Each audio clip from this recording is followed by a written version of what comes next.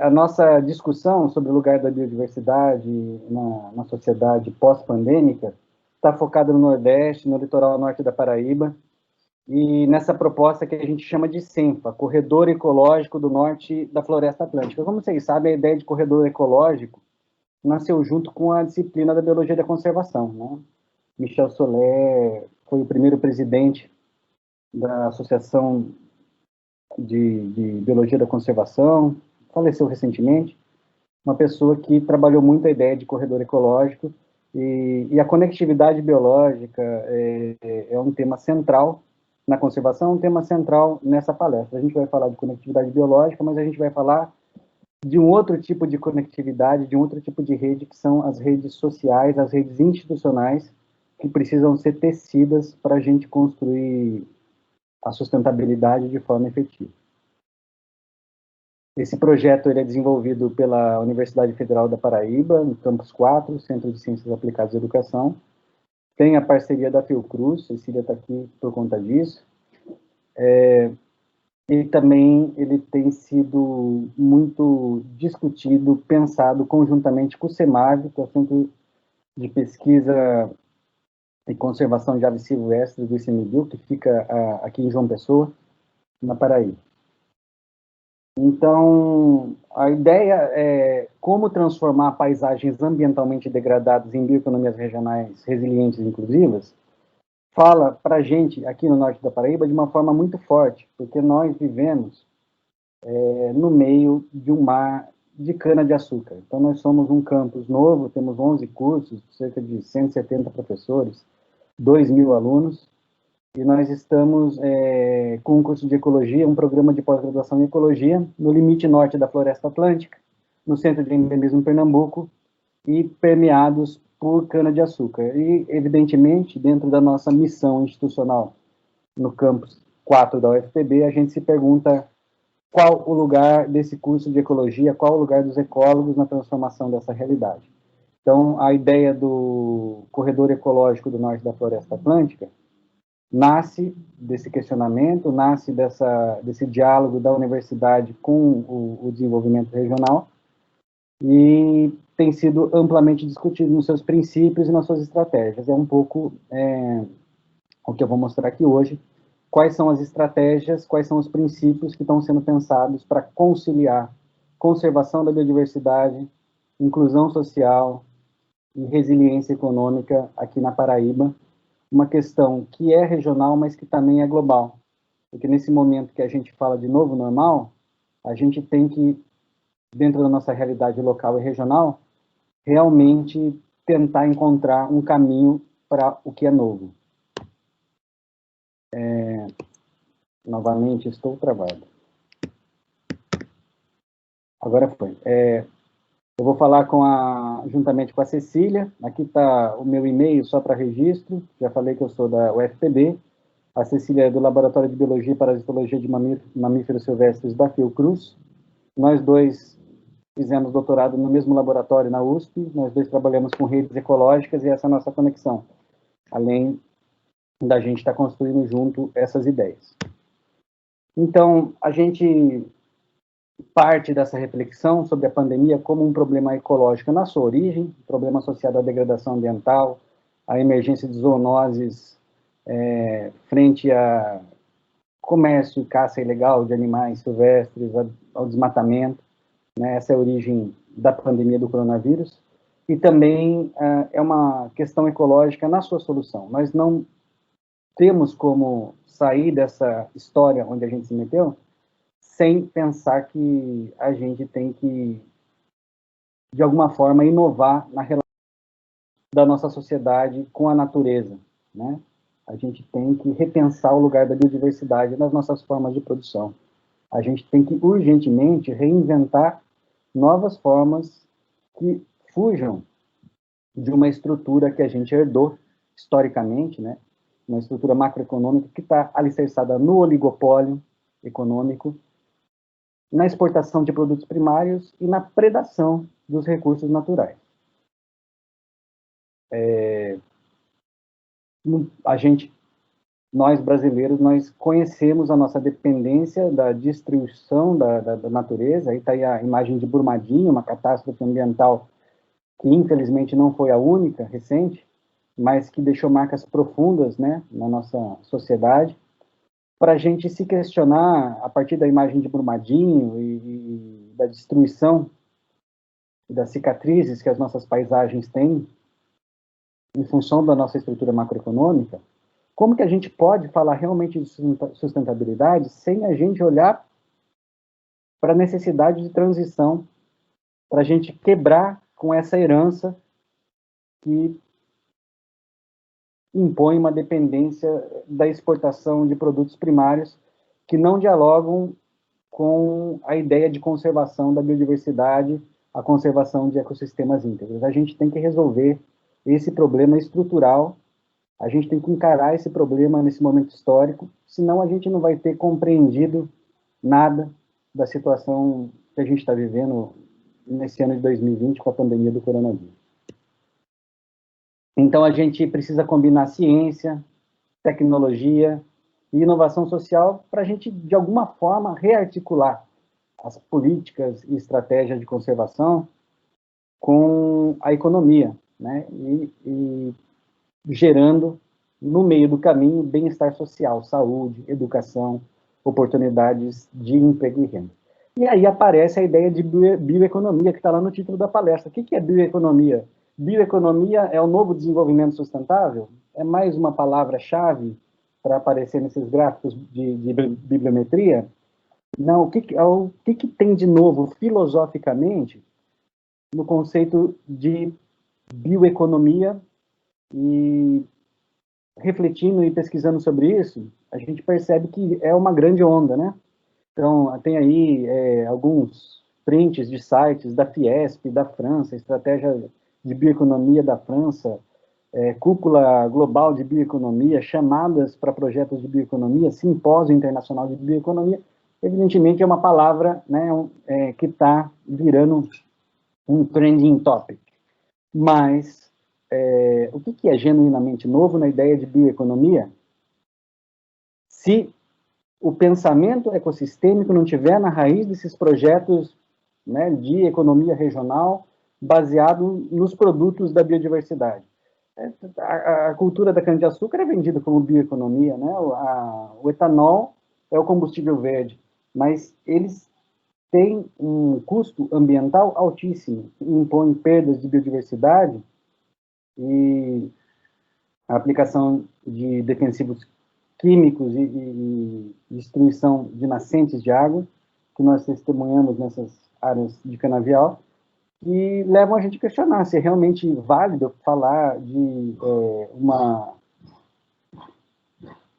economia regional baseada em cana-de-açúcar e chamar isso de sustentável, sendo que ninguém está falando de biodiversidade, ninguém está falando de integridade das funções ecossistêmicas, isso está, de alguma forma, fora da agenda. Então, colocar o ecossistema no centro do debate é um pressuposto. Então, a gente tem que pensar, para falar de sustentabilidade regional, a gente precisa falar de restauração dos ecossistemas. Aqui no norte da Paraíba, a Floresta Atlântica, que é exatamente o ponto onde a Floresta Atlântica acaba, é o limite norte da Floresta Atlântica, ela está extremamente fragmentada, perdendo espécies. Vou falar um pouco mais disso daqui a pouquinho. Mas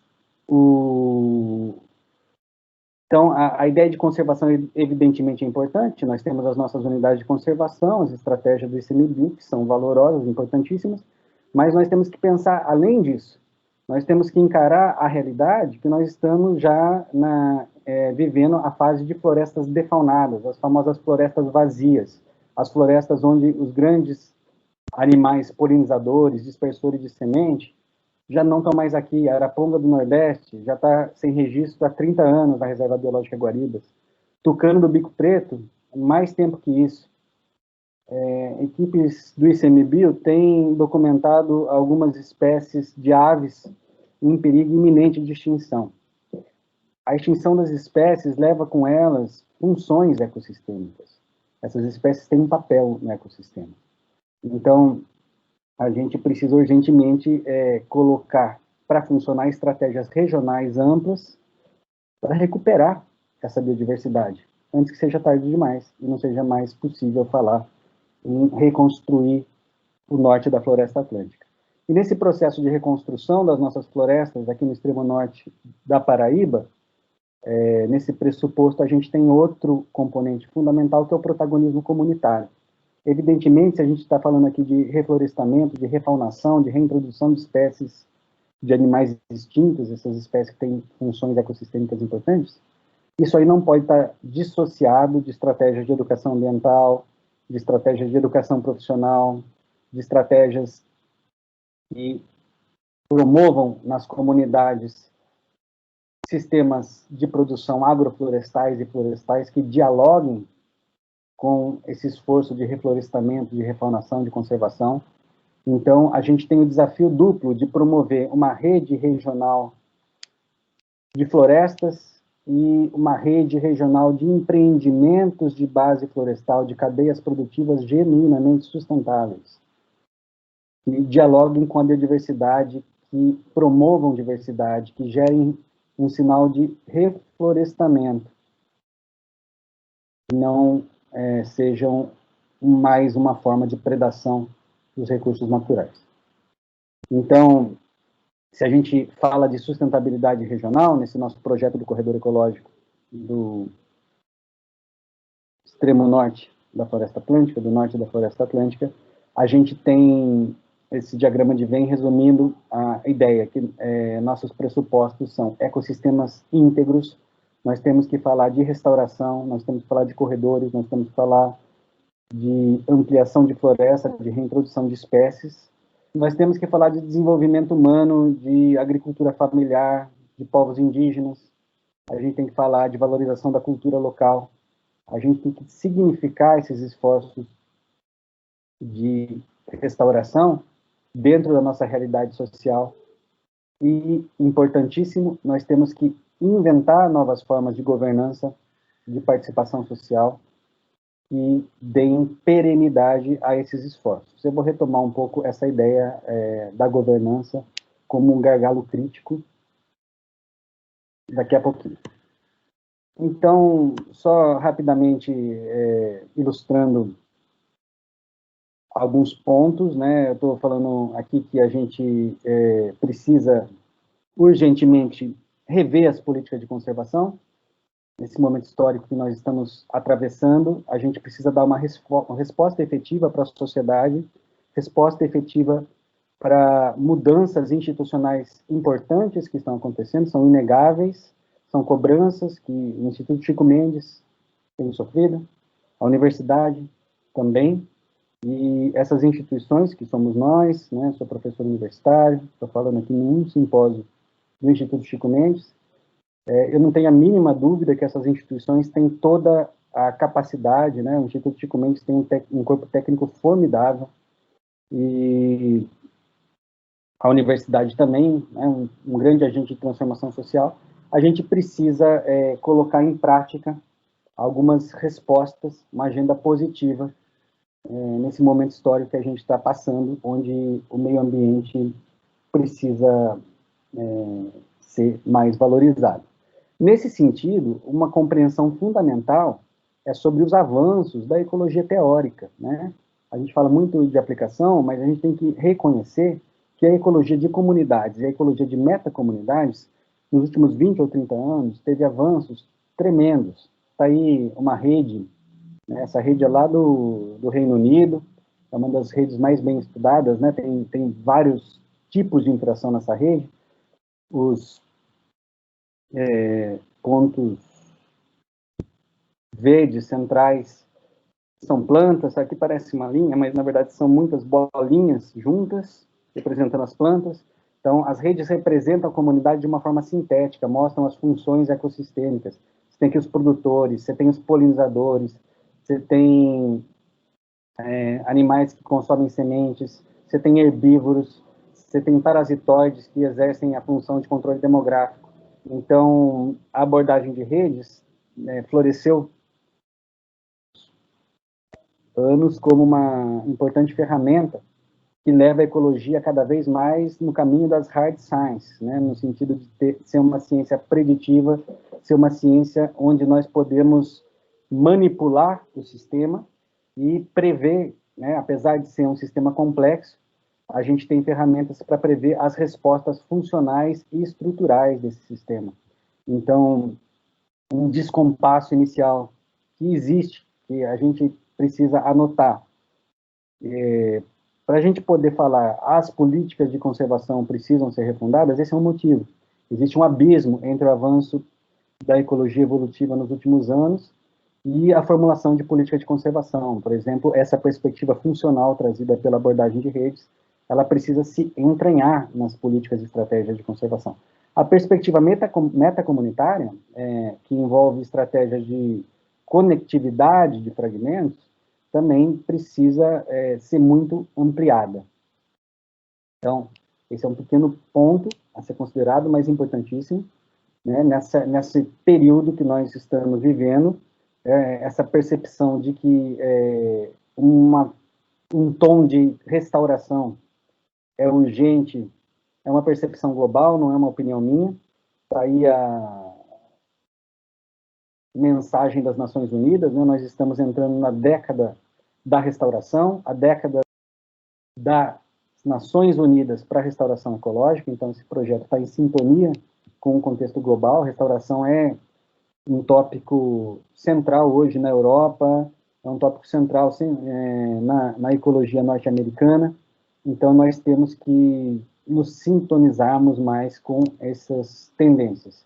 Isso é uma entrevista que eu dei nesse sentido para a revista FAPESP, só para ilustrar aqui, eu falo da ideia de engenharia da biodiversidade, no sentido de que a gente tem hoje, do ponto de vista teórico, metodológico e tecnológico, as condições de fazer grandes experimentos, grandes empreendimentos de restauração de ecossistemas. Eu sempre faço analogia com os físicos que construíram esses grandes aceleradores de partículas. Eles tiveram articulação política e científica suficiente para fazer obras extraordinárias, para testar suas teorias e desenvolver suas tecnologias. E os ecólogos são desafiados, nesse momento, a fazer o mesmo tipo de experimento. E, no nosso caso, esse tipo, não temos um acelerador de partículas, evidentemente, mas a gente pode pensar em corredores ecológicos, em estratégias de manejo de espécies invasoras, de reintrodução de espécies que estão extintas, como grandes laboratórios regionais, teoricamente embasados e associados a tecnologias e estratégias de inclusão social. Nós precisamos encampar esses desafios. Uma referência, um artigo que a gente publicou nesse sentido na Trends in Ecology Evolution, falando da abordagem de redes e quem quiser compreender um pouco mais profundamente, eu não tenho tempo hoje para explicar a ideia de redes adaptativas, mas esse artigo coloca uma revisão bibliográfica extensa e alguma perspectiva, porque é que nós estamos a ponto de fazer uma transição para uma ideia de ecologia aplicada, onde nós podemos falar, assim, de uma engenharia da biodiversidade, da gente entender quais intervenções nós precisamos fazer cirurgicamente nos ecossistemas para garantir a resiliência das funções, dos serviços que esses ecossistemas prestam para a sociedade e que eles precisam para a sua própria persistência. Então, eu já coloquei, delimitei que no nosso projeto a ideia da biodiversidade precisa ser central, tem que ser central, porque a biodiversidade e as interações ecológicas que estão sintetizadas naquelas redes, elas são o próprio funcionamento do ecossistema acontecendo. As interações ecológicas de polinização são essenciais para a persistência da floresta. As interações ecológicas de dispersão de semente são fundamentais para que a biodiversidade flua na paisagem.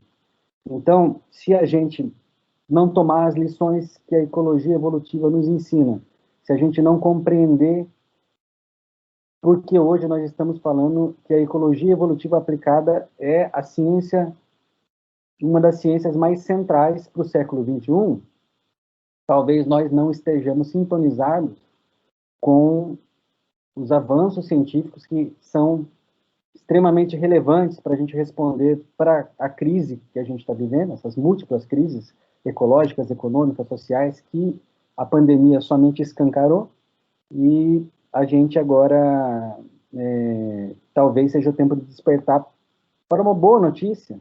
A gente tem ferramentas teóricas, tecnológicas, informacionais suficientes para levar a cabo grandes empreendimentos regionais para reconstruir ecossistemas com significado econômico, com significado social. E a gente precisa, então, começar a formular esses empreendimentos. E a gente começa formulando o nosso a partir da articulação de 3 conceitos fundamentais, que a gente acredita, né, essa é uma elaboração nossa, e estou colocando para vocês aqui, compartilhando, essa aqui é nós pensamos como uma novidade, colocamos 3 conceitos, que é metacomunidade, paisagem e território. Você não, Rafael, nenhum desses conceitos é novo. Não, mas a articulação deles é nova, é necessária, porque são 3 conceitos que estão no debate sobre desenvolvimento regional, dentro de diferentes perspectivas disciplinares, mas raramente estão dialogando do ponto de vista teórico e aplicado. Então, a metacomunidade, né, o conjunto de, no caso dos ecossistemas terrestres, o conjunto de fragmentos florestais que compõem a região.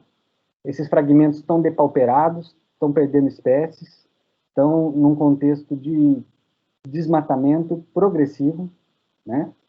E nós precisamos urgentemente investir em estratégias de restauração da biodiversidade. A gente precisa colocar, né, a perspectiva metacomunitária no centro, daí a ideia do corredor ecológico. A metacomunidade é, por definição, um conjunto de hábitats conectado pelo fluxo de espécies. No nosso caso aqui na Paraíba, numa matriz de cana-de-açúcar, esse fluxo está bastante prejudicado. Então, a gente precisa pensar realmente em corredores e no monitoramento do fluxo da biodiversidade, né, para a gente ter realmente o pensamento ecossistêmico, essa visão funcional da ecologia, né, no cerne desse novo projeto. Senão, não vale, da perspectiva do ecólogo, não vale a pena começar. Claro que inclusão social é importante, vale a pena, inclusão social sempre vale a pena. Né? A resiliência econômica, o fortalecimento das cadeias produtivas também vale a pena. Mas, para a gente não repetir os erros que levam à destruição ambiental, a problemas de saúde pública, a todas as questões que nós estamos nos deparando agora, né, mais fortemente com a pandemia, a gente quer inventar uma nova proposta onde o ecossistema está no centro. Metacomunidade, perspectiva metacomunitária central. Para reconectar a metacomunidade, a gente tem que pensar paisagem, a gente tem que pensar esse mosaico. A paisagem é um mosaico, né, de padrões de uso da terra que são a expressão de processos históricos, né? Então a gente tem que desenhar esses corredores, pensando como faz sentido conectar a biodiversidade e conectar as comunidades, os empreendimentos que têm vocação para se tornarem sementes de cadeias produtivas, de redes socioprodutivas fundamentadas na biodiversidade. Então, para a gente fazer essa ponte, né, da metacomunidade para a paisagem, a gente tem que chegar no território, que é o terceiro conceito. A gente tem que falar de gestão territorial, a gente tem que falar de participação social, a gente tem que falar de governança policêntrica, a gente tem que falar de gestão adaptativa. São várias teorias que estão contidas nesse diagrama de Venn. Eu não tenho tempo para falar da teoria de gestão adaptativa. Eu vou falar aqui brevemente dos principais fundamentos da teoria de gestão adaptativa. Mas a gente tem que ter múltiplas instituições, prefeituras, instituições federais, representações de povos indígenas, de agricultores familiares, de empresários. A gente tem que ter um fórum regional, a gente tem que ter uma instância de governança que não existe na nossa sociedade. E aí a gente percebe que a gente está chegando em algum lugar. Porque se a gente está falando do novo, e a gente está começando a perceber que existem mecanismos de governança, mecanismos de financiamento que precisam ser inventados, realmente talvez a gente esteja começando a tangenciar o novo. Eu vou dar alguns exemplos, né, um pouco mais relacionados à nossa realidade, sobre a Rafael, integração desses três. já descontando aquele tempo, né, dos problemas técnicos, já deu os 25 minutos que você tinha pedido para eu te avisar, tá? Tá certo, ótimo, eu vou encerrando já já. Tá bom, obrigado. Obrigado. Então, a gente tem esses três conceitos articulados no nosso projeto. Aqui está a nossa paisagem. Então, aqui vocês têm o norte da Paraíba, as áreas verde claro são áreas degradadas, a área achurada é uma terra indígena, a letra A, Reserva Biológica Guaribas, a letra C, a APA do Rio Mamanguape, e o nosso corredor, o nosso mapa dos sonhos, ele tem que fazer floresta nesse interstício, ele tem que encontrar, né, com o apoio da universidade, com o apoio das instituições que estão interessadas na conservação, os meios para a gente fazer floresta, para a gente fazer empreendimentos comunitários no entorno dessas florestas, empreendimentos agroflorestais e florestais. A gente tem que, na verdade, fomentar uma cultura de floresta. Então, essa estrutura bioeconômica do corredor, né, que é um primeiro eixo, a gente está usando algoritmos de otimização para a gente ponderar a estrutura fundiária, buscar traçados que também passam e recuperam o maior número possível de nascentes, né, a segurança hídrica. A gente está buscando incluir maior número possível de comunidades que já têm essa vocação para participar disso. Então, é um exercício mesmo de ecologia da paisagem, é um dos componentes do projeto, o desenho, o traçado do desenho do corredor. A gente está desenvolvendo isso em parceria com algumas instituições. Aí tá, o mapa foi feito pelo Maurício Cavalcante do ICMBio CEMAV. CEMAV, como eu já disse, é um grande parceiro nessa história. Além da paisagem, naquele tripé estava a metacomunidade. Nós estamos focados nas redes de frugivoria. Você tem aqui essa figura bonita da metacomunidade. Então, são várias redes ecológicas locais, bolas verdes plantas, bolas laranjas animais. Então, você tem várias comunidades conectadas pelo fluxo de animais dispersores de semente. Então, o fluxo de genes, o fluxo de espécies na paisagem, a gente precisa compreender e a gente, eventualmente, precisa fazer intervenções como a reintrodução de espécies aqui na Paraíba. Esse trabalho é do sudeste do Brasil. Aqui na Paraíba, nós não temos essas aves grandes, que são conectores fundamentais da biodiversidade na floresta atlântica, que esse trabalho na Mata Atlântica do Sul, né, mostrou isso. Então, talvez a gente, sem muita demora, vai estar discutindo a reintrodução de espécies de aves grandes, nativas aqui do norte da floresta atlântica. Nós estamos olhando para a araponga, nós estamos olhando para o tucano do bico preto, e em discussões com o CEMAV quanto a isso, sempre pensando numa perspectiva de redes, tendo monitoramento das interações ecológicas e pensando no reflorestamento como algo indissociável da refaunação, da reintrodução de espécies que já foram extintas. Nós temos alguns projetos submetidos buscando financiamento para isso, inclusive alguns deles prestes a divulgar os resultados, e nós aqui na torcida. Terceiro eixo é o eixo da governança. Eu vou deixar um pouco para debate, senão eu não vou deixar tempo para a Cecília. A ideia de que nós temos, então, que constituir estruturas policêntricas, multi-institucionais. A gente tem que estender a ideia de redes também para a nossa ação institucional, para a gente promover pesquisa participativa e para a gente gerar mecanismos, né, de participação social e mecanismos de financiamento de forma perene. Então, aqui no norte da Paraíba, aí está o campus 4 da UFPB, a gente está caminhando para essa ideia, né, de governança adaptativa, uma governança que constrói as decisões estratégicas e as estratégias de longo prazo juntamente com as comunidades. Então, nosso programa de pós-graduação está se refazendo, se reformulando, se reinventando para promover esse diálogo entre conservação da biodiversidade e desenvolvimento humano e desenvolvimento regional. Nós temos um curso de administração com pessoas pensando em apoiar em buscando novas formas de promover o associativismo e o cooperativismo, que são essenciais para esses empreendimentos comunitários que eu estava mencionando. A gente está criando um espaço permanente para trazer pessoas de outras regiões, outros povos indígenas da Amazônia, de fora do Brasil, experiências de sucesso de restauração para inspirar o nosso projeto e discutir as nossas estratégias. É um espaço que o nosso campus da UFPB, o Campus 4, está criando. Temos uma agência de inovação também, que já atua e deve cada vez mais atuar junto às comunidades. E, importante, a gente busca compreender como a gente vai sair da política de governo, sempre dependendo de editais e de projetos, e para essa estratégia mais ampla de gestão territorial focada na biodiversidade, a gente possa pensar numa política de Estado, onde esses recursos sejam aportados de forma estruturante, integrada pelo Estado, coisa que não acontece. A gente vive num país onde a política, as ações de governo duram 4 anos, muitos dos projetos são emendas parlamentares pontuais, e realmente falta uma cultura política de pensamento de longo prazo, e a gente enxerga isso como um grande gargalo, né? E, enquanto esses mecanismos não chegam, a gente está focado nas parcerias, na ação em rede e na criação desses espaços em debates.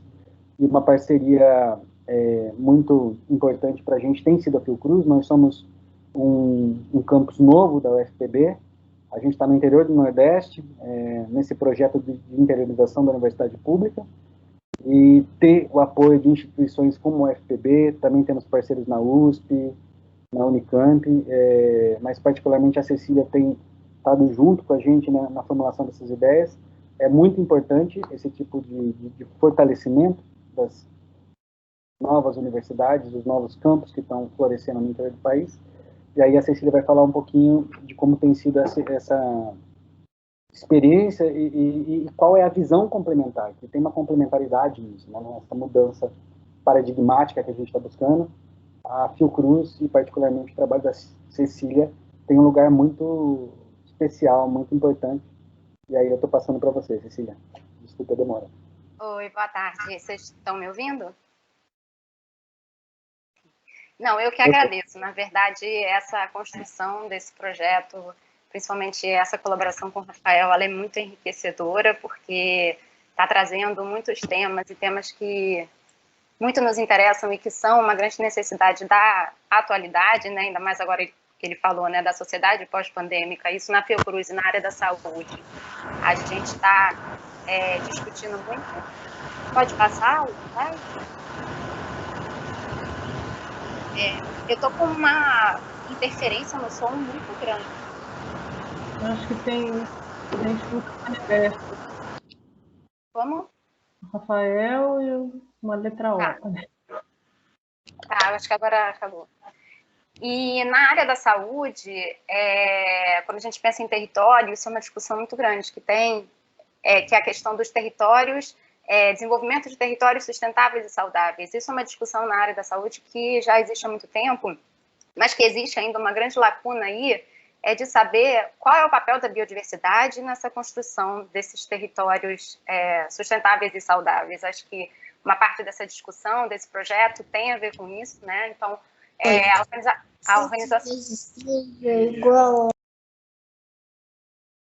a Organização Mundial da Saúde, ela define saúde como estado de completo bem-estar físico, mental e social, e não apenas a ausência de doença. Em 2015, esse conceito ele foi ampliado, né, principalmente em colaboração com a Convenção da Diversidade Biológica, ampliando esse conceito, incluindo outras espécies, ecossistêmicas, interações ecológicas, quer dizer, saúde ambiental é um conceito muito amplo, mas ainda tem muitas lacunas de conhecimento e lacunas de integrações teóricas e conceituais também. Pode passar, por favor? Então, nesse conceito de saúde única, na verdade, a relação entre saúde e ambiente ela já é conhecida e é estudada há mais de 2 séculos, né? O conceito de saúde única não é necessariamente um conceito inovador, mas ele é, sim, um conceito integrador, né? Porque ele quer justamente colocar em evidência a importância da saúde humana e a sua relação com a saúde ambiental e a saúde dos animais, e colocando um pouco de um pensamento ecossistêmico nesse entendimento da saúde como um todo. Então, está justamente colocando o sistema, né, da saúde como um sistema complexo, interdependente e interconectado, né, com a ecologia e também os seus determinantes sociais e todas essas questões. Pode passar, por favor. Então, quando a gente pensa nos serviços ecossistêmicos, relacionar a interdependência, né, da saúde com os serviços ecossistêmicos, aqui eu marquei em vermelho alguns desses serviços que, ao meu ver, estão diretamente relacionados com saúde, como a segurança alimentar, né, a produção de medicamentos, qualidade da água, regulação de clima, regulação de parasitas e vetores, a questão da saúde mental e das interações espirituais com a natureza. Quer dizer, a questão da biodiversidade, ela é central no debate e nessa discussão da questão da saúde também. Pode passar, por favor. E no contexto da saúde única, existe um foco muito grande nas doenças infecciosas que têm origem zoonótica, ou seja, aquelas que têm reservatórios animais, ou seja, são parasitos que eles têm múltiplos hospedeiros, entre um deles estão os humanos, mas circulam também em hospedeiros silvestres. Então, isso é principalmente importante nessa temática da saúde única, porque quando a gente olha as doenças que acometem os humanos, 60% de todas elas, das doenças infecciosas, elas têm origem zoonótica. Além disso, pelo menos 75% das infecções emergentes em humanos, como, por exemplo, o ebola, HIV, o coronavírus, eles têm a sua origem animal, e que 5 novas doenças que aparecem todos os anos, 3 deles têm origem animal, além de terem potencialidades aí para bioterrorismo. Quer dizer, então, a questão das zoonoses e das doenças zoonóticas em humanos, por isso que isso tem um foco central nesse contexto da saúde única, pela importância dessas doenças. Pode passar, por favor. E, de fato, quando a gente olha, as doenças zoonóticas, elas podem variar em relação ao seu hospedeiro, elas podem ou não podem ter transmissão por vetores, elas podem ser transmitidas diretamente, elas podem ser, o agente etiológico delas pode ser bactéria, pode ser helmintos, podem ser vírus, protozoários, quer dizer, tem uma grande variação aí, quando a gente fala zoonose, na verdade não são só os vírus emergentes, mas tem uma diversidade muito grande de agentes etiológicos e de formas de transmissão, que é o que a gente chama dos complexos patogênicos relacionados a essas zoonoses.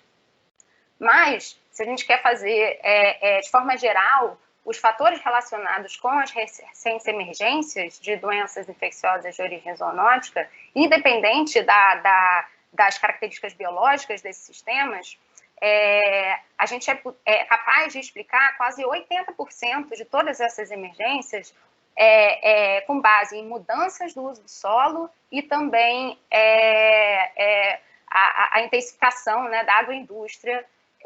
Isso são os principais determinantes, na verdade, da emergência dessas doenças. Quer dizer, são fatores que estão diretamente relacionados ao nosso modo de produção e à nossa forma predatória, né, de estar se relacionando com os recursos naturais. Pode passar, por favor. Ou seja, claramente o problema da emergência está relacionado com o modo de produção. E o que a gente está chamando a atenção, essa carta, foi uma carta que nós escrevemos para a Lancet, Rafael também coautor dessa carta, que nós chamávamos a atenção, né, do grande problema da flexibilização da legislação ambiental do Brasil, da destruição das políticas ambientais e das suas instituições. Quer dizer, a gente precisa na verdade, de um fortalecimento dessas instituições e de um maior incentivo e desenvolvimento de novas formas da gente estar interagindo com o ambiente e desenvolvendo uma sociedade que tenha biodiversidade como seu grande valor, e não como algo que tem que ser depredado para ganhos, né, a curto prazo. Pode passar, por favor. E nessa discussão do nosso futuro pós-pandêmico, esse artigo, um artigo que foi recentemente publicado, na verdade, que eles colocam, né, o que a perda da biodiversidade e dependendo dos cenários, né, de diferentes usos e estratégias de conservação que a gente espera, né, de ver de trajetória dessa biodiversidade. E em cinza a gente pode ver que o business as usual, ou seja, a atual forma de uso, né, dos recursos naturais de forma predatória, na verdade, só vai continuar essa grande destruição, né, e perda de biodiversidade à escala global. E o aumento, em laranja, o aumento dos esforços em conservação, ele é capaz de segurar um pouco essa perda, mas continua havendo um balanço negativo, né? E que, na verdade, o aumento dos esforços em conservação mais aliado, na verdade, a uma mudança, né, da nossa forma, do nosso modo de produção, só isso que é capaz, na verdade, de frear um pouco essa grande perda de biodiversidade e inclusive, aumentar um pouco em relação a todos os outros cenários. Próximo, por favor. E na Fiocruz, né, esse tema da biodiversidade faz bem à saúde, a plataforma institucional Biodiversidade e Saúde Silvestre, esse tema é um tema que é muito discutido na Fiocruz já há pelo menos 20 anos, e é uma coisa que, na verdade, eu até fico curiosa saber daqui para frente, né, depois da pandemia do coronavírus, como vai ficar o tema da biodiversidade em relação aí aos financiamentos e fazendo um paralelo com a palestra da Paula Drummond, porque eu acho que agora isso tá muito na mídia e abre espaço aí, né, para a gente estar discutindo essa questão da biodiversidade nesse contexto também da saúde. E pegando a questão da década, né, da restauração, existem já vários trabalhos que colocam a questão da restauração como também um mecanismo de você estar promovendo o que a gente chama de paisagens